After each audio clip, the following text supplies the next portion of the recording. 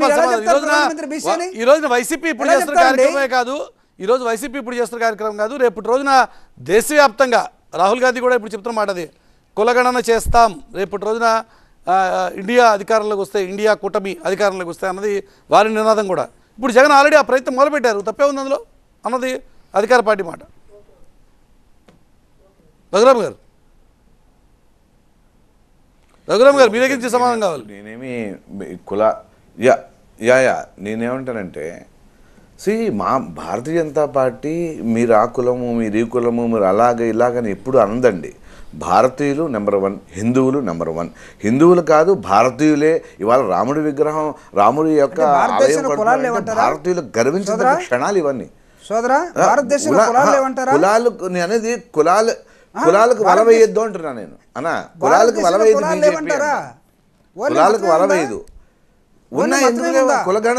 అరే కులాలు ఇంపార్టెంట్. ఈ దేశం కులాలతో కూడిన కులాలతో కూడిన భారతదేశం. నీకు తెలుసు, నాకు తెలుసు, అందరికీ తెలిసిన విషయమే. నేను ఏమంటానంటే మీరు చెప్పిన దాన్ని ఇప్పుడున్నర 5 సంవత్సరాల పరిపాలనలో 4 సంవత్సరాల 10 నెలలు అయిపోయిన తర్వాత మీరు కులగణన పెట్టారు. ఇప్పుడు మరి ఇన్నేళ్ళు ఎందుకు చేయాలి? 4 ఏళ్ళు ఎందుకు చేయలే? నిజంగా ప్రేమ ఉంటే 4.5 సంవత్సరాల నుంచి ఎందుకు చేయలేదు అంటాను నేను. ఇది పొలిటికల్ మోటివేటెడ్ అంటాను నేను. పొలిటికల్ గా మోటివేటెడ్ ఉంది కాబట్టి చెయ్యండి, తప్పేం లేదు. దీని ఎవరు వ్యతిరేకించట్లా. We are not opposing.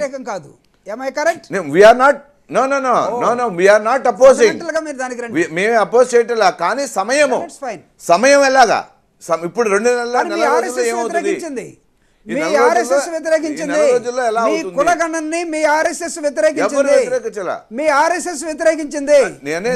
వ్యతిరేకిస్తుందా లేదా? వ్యతిరేకిస్తుందా లేదా? చెప్పండి నాకు. మీ ఆర్ఎస్ఎస్ భారతదేశము అరే మీరు నేను చెప్పేది వినండి. అసలు ఇప్పుడు చివరి వ్యక్తికి లబ్ధి పొందాల, చివరి వ్యక్తి వరకు ఫలాలు, అభివృద్ధి ఫలాలు అందాలనేది ఆర్ఎస్ఎస్ బీజేపీ సిద్ధాంతం. అంత్యోదయ అనేది మీ కార్యక్రమం. బీజేపీ చెప్పినదే చెప్తాం. అంతేగాని అంత్యోదయ కార్యక్రమం అది. అంతేగాని మీకులాగా కేవలము వాళ్ళకి 4 మంత్రులు ఇచ్చేస్తే సరిపోద్ది, ఒక డిప్యూటీ సీఎం ఇస్తే సరిపోద్ది, కానీ పవర్ లేదు. మీరు కూడా ఇవ్వలేదు కదా. జగన్మోహన్ రెడ్డి గారు ఇచ్చారు, మంత్రులు ఇచ్చారు, పవర్ ఇచ్చారు. పవర్ ఎందుకండి? పవర్ ఎందుకు? ఈ మంత్రులు పాపం ఎవరన్నా ఇప్పుడు మంత్రులు అంతాను గతంలో కూడా చంద్రబాబు దగ్గర కూడా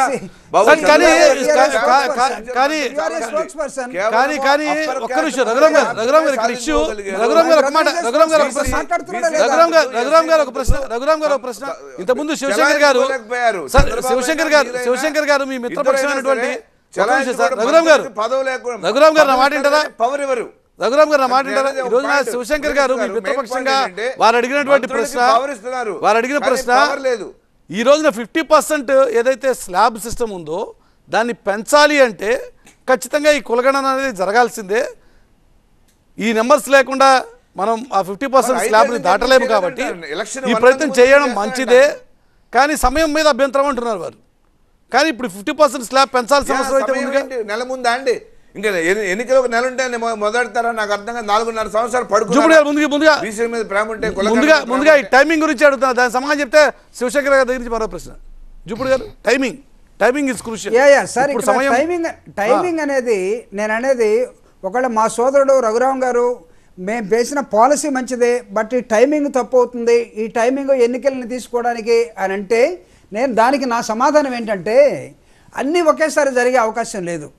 ఇది మేము రాజకీయం కోసం చేయటం లేదు.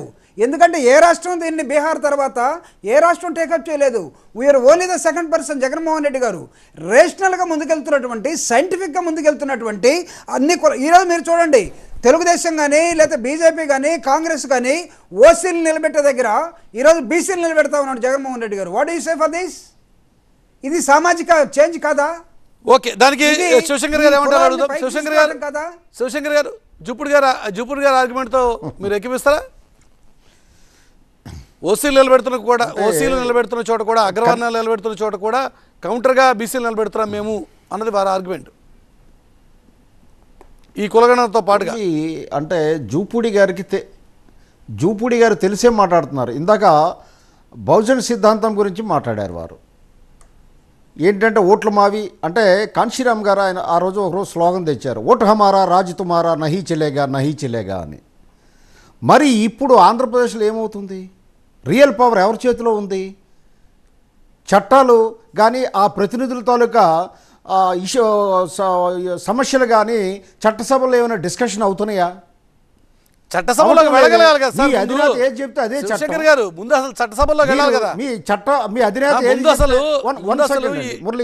అసలు ఈ బీసీ కులాలు చట్టసభలోకి వెళ్ళాలి కదా, వెళ్తే కదా ఆ తర్వాత కదా మనం మాట్లాడేది. ఇప్పుడు కుల గణన చేస్తే వెళ్తారా? అది కాదు నేను అంటుంది. కుల గణనకి ఎవరు వ్యతిరేకం చేయడానికి లేదండి, జరగాలి. కాకపోతే వాళ్ళ కండిషన్స్ ఏమిటి?